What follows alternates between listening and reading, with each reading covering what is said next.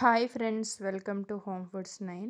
ఎంతో రుచికరమైన, ఆరోగ్యకరమైన కొబ్బరి చింతకాయ పచ్చడి పాతకాలంలో ఎలా ప్రిపేర్ చేసేవారో ఈ వీడియోలో మీకు వివరంగా చూపిస్తాను. వీడియో స్కిప్ చేయకుండా చూసి నచ్చితే లైక్ చేయండి.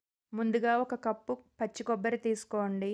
ముప్పావు కప్పు చింతకాయలు తీసుకోవాలి. లేత చింతకాయలు తీసుకోవాలి. మీరు ముదురు చింతకాయలు తీసుకుంటే అందులో ఉండే విత్తనాలు తీసేసి తీసుకోండి. ఒక పావు కప్పు పచ్చిమిర్చి తీసుకోండి. కారం తక్కువ ఉండే అయితే హాఫ్ కప్పు పచ్చిమిర్చి తీసుకోవాలి. ఈ పచ్చడి కొంచెం పుల్లగా ఉంటుంది కాబట్టి ఉప్పు, కారం కొంచెం ఎక్కువే పడుతుంది. కాబట్టి చూసుకొని వేసుకోండి. ఒక టేబుల్ స్పూన్ జీలకర్ర వేసుకుని, తగినంత పసుపు, తగినన్ని నీళ్లు వేసుకుని పచ్చడి కొంచెం గట్టిగా గ్రైండ్ చేసుకోవాలి. మరీ నీళ్లు ఎక్కువ పోసేయకండి. ఇలా గ్రైండ్ చేసుకున్న తర్వాత 3 స్పూన్స్ నెయ్యి కానీ, 3 స్పూన్స్ ఆయిల్ కానీ వేసుకొని ఈ పచ్చడి పోపు పెట్టుకోవాలి. ఒక 4, 5 వెల్లుల్లి, ఆవాలు, జీలకర్ర, ఎండుమిర్చి, కరివేపాకు వేసుకుని తాలింపు వేయించుకోండి.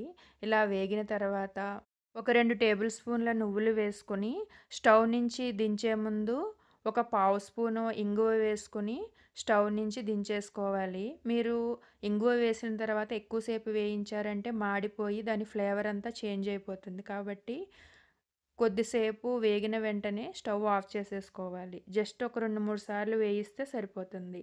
స్టవ్ ఆఫ్ చేసిన తర్వాతే మనం గ్రైండ్ చేసుకున్న పచ్చడి మొత్తం వేసుకొని బాగా కలుపుకోవాలి. ఇలా బాగా కలుపుకున్న తర్వాత ఒక సర్వింగ్ బౌల్లోకి తీసుకుని సర్వ్ చేసుకోవడమే.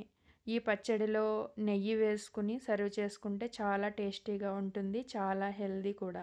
ఈ రెసిపీ మీకు నచ్చితే లైక్ చేసి మీ ఫ్రెండ్స్‌కి కూడా షేర్ చేయండి. ఫస్ట్ టైం నా వీడియో చూస్తున్నట్లయితే సబ్స్క్రైబ్ చేసుకోండి.